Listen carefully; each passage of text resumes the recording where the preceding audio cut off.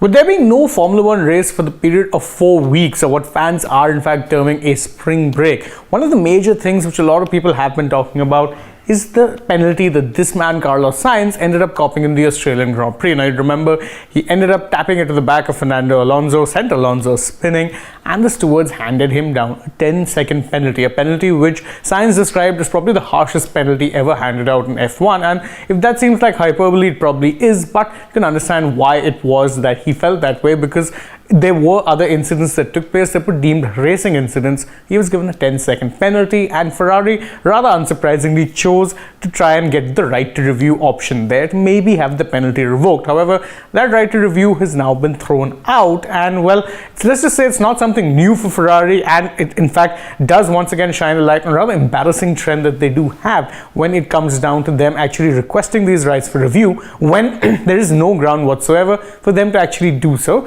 That sounds confusing, then well, we'll explain it to you in this video why exactly it is that their right of review was chucked out and why it is that the stewards felt it didn't need to go any further than it did, why this leaves Ferrari with egg on their face. Now, before we go into major detail, let's first check out why is it that Ferrari chose to appeal, because well, like Sainz, they too felt that it was an unfair penalty, and that's a fair enough assessment, because as I said, it was very much, or it seemed very much like a racing incident. There were other incidents that didn't get penalized, so why did Sainz get such a harsh penalty? That's why they went for the right to review, but there's just one problem. The right to review is an option for any racing series that is governed by the FIA, which of course includes Formula One, its flagship series, but the right to review only goes forward if there is some new or previously not seen or not heard evidence that is handed over to the stewards. In the case of Sainz's penalty, the supposed new evidence was the fact that, well, the stewards hadn't really spoken to Sainz. That was Ferrari's defense.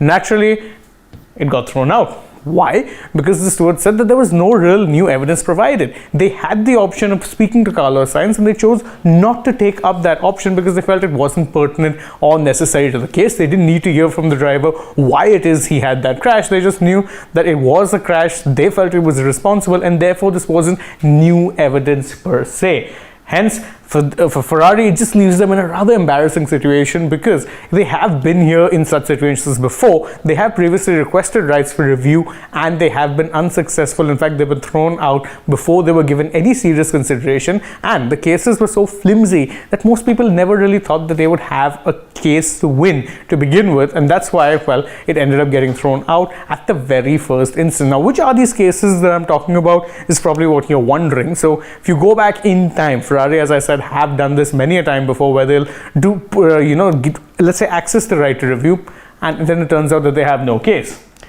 Two recent incidents come to mind. One was, of course, the Mexican Grand Prix 2016, when they actually put in a right to review to try and get a 10-second penalty of Sebastian Vettel removed. Again, if it sounds familiar, then well, yeah, it's pretty much what they're trying to do with Sainz now. That too was thrown out before it ever really reached a point of a hearing. More famously was the Canadian Grand Prix of 2019, where Sebastian Vettel was in fact given a penalty for rejoining the track in an unsafe way. At that point, Ferrari gave 7 reasons as to why they felt it should be overturned, and all of them weren't really unfeasible reasons. In fact, it was such a scattergun response that most people actually ridiculed them, and that's exactly what's happened once again. It's just not a very good look for Ferrari, although in large it's also not a very good look for the sport that every single time something happens, teams try and go for the right for review. There's no easy solution here, because you could argue that maybe it would be better if Formula One had stewards who, instead of being volunteers, were actually employed professionals who worked the year round in all of these races.